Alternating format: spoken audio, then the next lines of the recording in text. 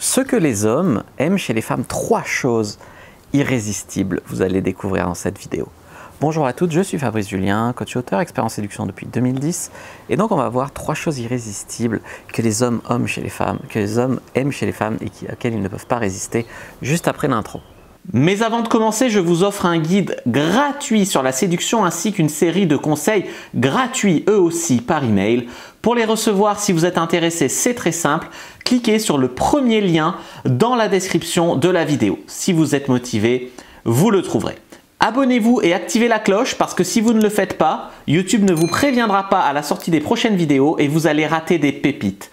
Mettez un like pour me faire savoir que vous pensez que cette vidéo est utile et pour que j'en fasse d'autres comme ça ou sur ce thème-là. Si vous pensez que ce contenu est utile, partagez-le en public ou en privé, je comprendrai. Vous pouvez aussi me laisser un commentaire, je les lis tous et j'y répondrai avec grand plaisir.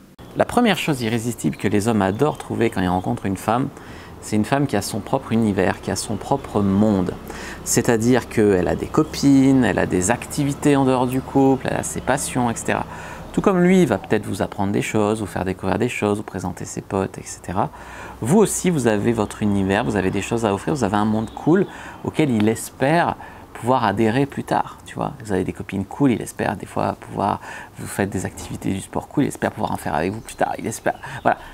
Vous avez aussi un monde, une certaine indépendance, même si ce terme est galvaudé tellement il est utilisé dans tous les sens, mais vous avez votre vie, vous avez déjà une vie heureuse sans lui, et lui il est la cerise sur le gâteau. Un mec ne veut pas ramasser une fille en pleine dépression qui se morfond au chômage sur Tinder, qui se morfond parce qu'elle s'emmerde dans sa vie. Il veut pas être le mec qui va vous servir de divertissement, qui est censé vous sauver, qui va vous remettre sur les rails. Non, non. C'est toujours plus séduisant une femme qui est déjà bien et que pour lui, lui, il est la cerise sur le gâteau. En 2, les amis, une femme qui a de l'humour. Alors avoir de l'humour, je ne sais pas si vous connaissez la définition basique de l'humour, c'est pas faire des blagues à la Jean-Marie Bigard. Avoir de l'humour, c'est savoir être capable, on va dire, de rire de soi. Donc ça demande l'autodérision un petit peu, ça demande un petit peu de confiance en soi. Donc ça, c'est quand même très très très important. Par exemple, je me rappelle d'une fille qui m'avait bluffé par sa confiance en elle et son estime d'elle. On s'est changé des SMS comme ça, et elle se gourre de destinataire. Elle dit, il m'a répondu ça, et je lui réponds quoi? En fait, elle parlait à sa copine, et elle lui demandait quoi me répondre par rapport à ce que j'avais envoyé. Et moi, je lui dis, attends, tu t'es pas un petit peu trompé de destinataire avec des émoticônes rire? Et là, tu as beaucoup de femmes qui soit se seraient fâchées, soit se seraient confondues en excuses, soit se seraient, je sais pas, auraient eu honte et auraient plus jamais répondu, soit voilà. Et elle, qu'est-ce qu'elle a fait? Eh ben, elle m'a envoyé une photo d'écran de ce qu'elle a répondu à sa copine. Ha ha ha, mort de rire. J'ai envoyé le message au mec, je sais plus où me mettre maintenant. Et tu vois, elle m'envoie la photo d'écran de ce qu'elle a répondu. Et c'était très marrant comme petit jeu, tu vois.